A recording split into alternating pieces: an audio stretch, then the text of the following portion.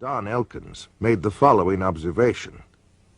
I have found that some people can achieve the contact phenomenon simply by being hypnotized, and the same general message permeates over 90% of the millions of words received by thousands of people around the world. No one knows what hypnosis is. No one knows what goes on in the mind. It's an altered state of consciousness like yogis and witch doctors have been practicing.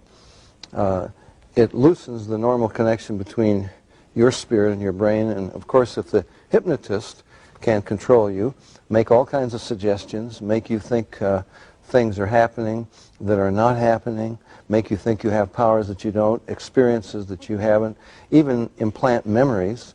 Other beings, if there are other minds out there, they could also do the same thing.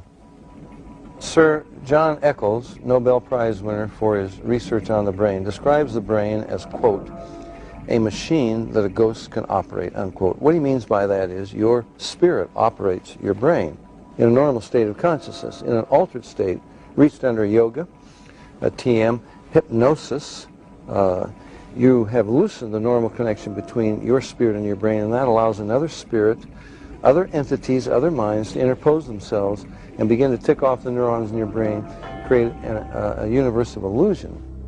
I believe that it's demonic. I think all of the evidence indicates this. Some people claim that by allowing themselves to be put into an hypnotic trance, they are acting as a channeling device, in which the extraterrestrial being speaks through them. The following is an actual sampling of those messages. We come from the Interplanetary Confederation of Solar Systems, and our purpose is to aid our brother man on the planet Earth as the New Age dawns. The teacher that was known to you as Jesus was able to use many more of the abilities than the people of this planet. Unfortunately, man upon planet Earth has misinterpreted the meaning of this man's life. He was no different from any of you. He was simply able to remember certain principles. These principles may be realized by anyone at any time. It is only necessary that you avail yourself to our contact through meditation in order to begin to re-realize that which is rightfully yours. UFO researcher John Weldon then offers this question. How credible is it to think that literally thousands of genuine extraterrestrials would fly millions of light years simply to teach New Age philosophy, deny Christianity, and support the occult? And why would the entities actually possess and inhabit people just like demons do if they were really advanced extraterrestrials? Dr. Pierre Guérin, an eminent scientist associated with the French National Council for Scientific Research, concludes that UFO behavior is more akin to magic than to physics as we know it, and that modern UFOnauts and the demons of past days are probably identical. You can literally hypnotize a person, tell them that there's a cat in their lap, they will see it, they will hear it, purr, they will pet it and feel it. It's not physically there.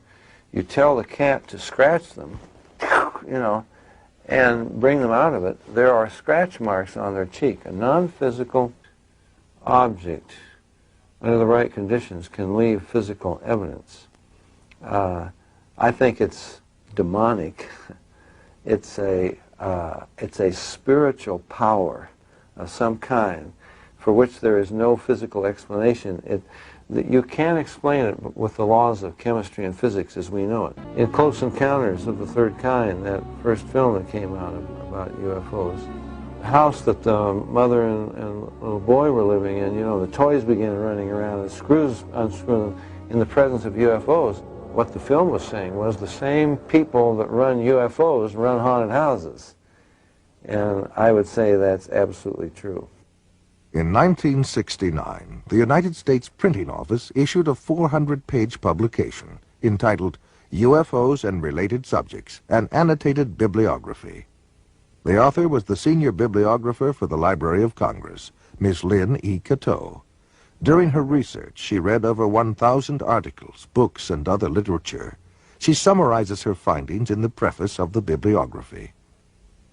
A large part of the available UFO literature is closely linked with mysticism and the metaphysical. It deals with subjects like mental telepathy, automatic writing, and invisible entities, as well as phenomena like poltergeist manifestations and possession. Many of the UFO reports now being published in the popular press recount alleged incidents that are strikingly similar to demonic possession and psychic phenomenon that have long been known to theologians and parapsychologists. This document was compiled for the United States Air Force and is now in the Library of Congress. Dr. Jacques Vallée has addressed the United Nations on UFOs and was the model for Lacombe in Steven Spielberg's Close Encounters of the Third Kind. He is the author of 8 books on UFOs and has been widely recognized as the premier investigating scientist in the realm of UFO research. In his book, Messengers of Deception, Vallée says, an impressive parallel can be made between UFO occupants and the popular conception of demons. And in his book, Confrontations, he writes, the medical examinations to which abductees are said to be subjected, often accompanied by sadistic sexual manipulation, is reminiscent of the medieval tales of encounters with demons. He also made this statement, I believe that when we speak of UFO sightings as instances of space visitations, we are looking at the phenomenon on the wrong level. We are not dealing with successive waves of visitations from space. We are dealing with a control system. And he states, UFOs are the means through which man's concepts are being rearranged. They are engaging in a worldwide enterprise of subliminal seduction. Jacques Vallée, at least at that time when he wrote that book, was an agnostic. Interesting that he comes to basically the same conclusions I do as a Christian from my research. And he said about UFOs, they're real, but they're not physical. They're messengers of deception. And this was based on his research of about 20 years.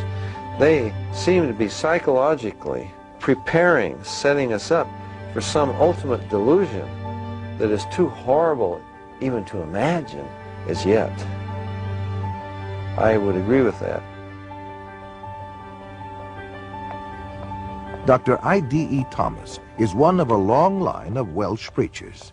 He is currently the senior pastor at the First Baptist Church of Maywood, California, and has authored several books which have enjoyed wide circulation.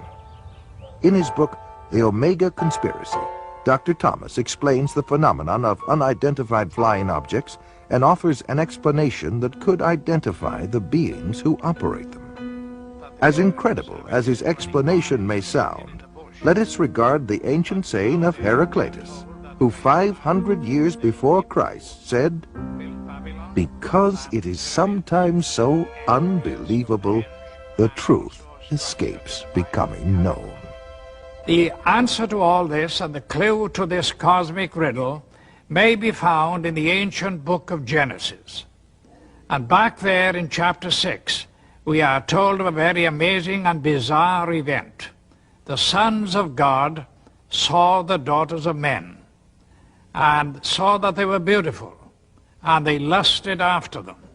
And then we read they married them and sired children from them. For the past 1,500 years, most scholars, including evangelical scholars, have interpreted the sons of God as the good sons of Seth, and the daughters of men as the wicked daughters of Cain. They've adopted that interpretation because the other one is so bizarre and outlandish. The ancient interpretation, and in my opinion the correct one, is that the sons of God were demonic beings or fallen angels, and that they came down to earth, they lusted after the daughters of men, they married them, and produced this amazing progeny, this hybrid progeny of the Nephilim. And the very word Nephilim does not mean giants. It comes from the root Nephal, fallen ones. The early Christian fathers in the first 4 centuries, men like Irenaeus, Tertullian, Ambrose, for 400 years they knew no other interpretation except that the sons of God were angelic beings. Josephus, the cosmopolitan Jewish historian, says the same thing. We read in the book of Job that when God laid the foundation of the earth, the sons of God shouted for joy. Obviously, the sons of God could not be human beings. Adam had not been created. If this was a case of just mixed marriages between good men and wicked women, it is surprising that God should have issued the fire of judgment that he did. God took this stern action of wiping out the human race. Now, the only family that were left intact in order to re-establish, repopulate the new world was the family of Noah. Noah, we are told, was perfect in his generations. The word perfect does not mean, in this case, morally perfect, because we know from the story of Noah, and especially what happened after the flood, that Noah was not perfect. What it means is like a lamb for the paschal sacrifice, that lamb had to be without blemish, physically pure, without blemish. So it seems was the case of Noah, the only family that remained uncontaminated from these strange beings that appeared from space. The only line that was pure and clean from God's standpoint to start a new world and a new civilization. Jesus said, as in the days of Noah, so in the days of the coming of the Son of Man. Of all the patriarchs and prophets of the Old Testament, the key to prophecy above all others is Noah. And something happened in the days of Noah that was a distinctive characteristic of Noah's time that didn't happen before or after. Wars and famines and pestilences and natural disasters have always happened.